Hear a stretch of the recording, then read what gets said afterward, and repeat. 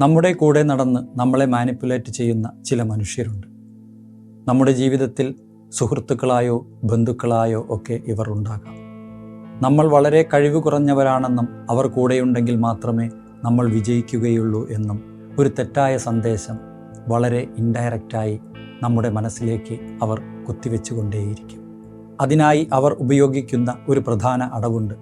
നിങ്ങൾ ചെയ്യുന്ന അല്ലെങ്കിൽ നിങ്ങൾ ചെയ്ത ഏതെങ്കിലും ക്രിയേറ്റീവ് വർക്കുകളോ നിങ്ങൾക്ക് ലഭിച്ച ഏതെങ്കിലും അംഗീകാരങ്ങളെയോ ഒക്കെ ഇവർ വളരെ സിമ്പിളായി താഴ്ത്തിക്കെട്ടിക്കളയും. ഇതുകൊണ്ട് എന്ത് കാര്യമാണ് ഉള്ളത് എന്ന് അവർ വളരെ നിസ്സാരമായി ചോദിക്കും.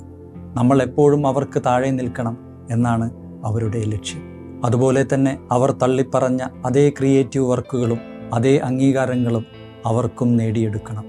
അതിനുള്ള വഴി എന്താണെന്നാണ് അവർ ഉള്ളുകൊണ്ട് അന്വേഷിക്കുന്നത്.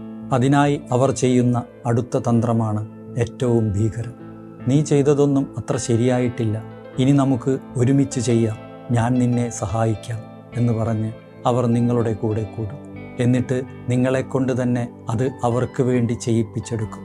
നിങ്ങളുടെ ഐഡിയയും നിങ്ങളുടെ കഠിനാധ്വാനവും ഉപയോഗിച്ച് നിങ്ങളെ കബളിപ്പിച്ച് അവർക്ക് വേണ്ടി നേടിയെടുക്കാനുള്ള ഒരു തന്ത്രം മാത്രമാണത്. ഉള്ളിൽ ചതികൾ മാത്രം നിറഞ്ഞ ക്വാളിറ്റിയില്ലാത്ത മനുഷ്യരാണിവർ. നിങ്ങളുടെ ഊർജത്തെയും പ്രകാശത്തെയും കെടുത്താൻ നോക്കുന്ന ഇത്തരം ആളുകളെ തിരിച്ചറിയുക.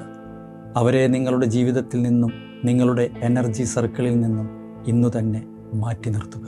നിങ്ങളുടെ സമാധാനമാണ് ഏറ്റവും പ്രധാനം. Thank you.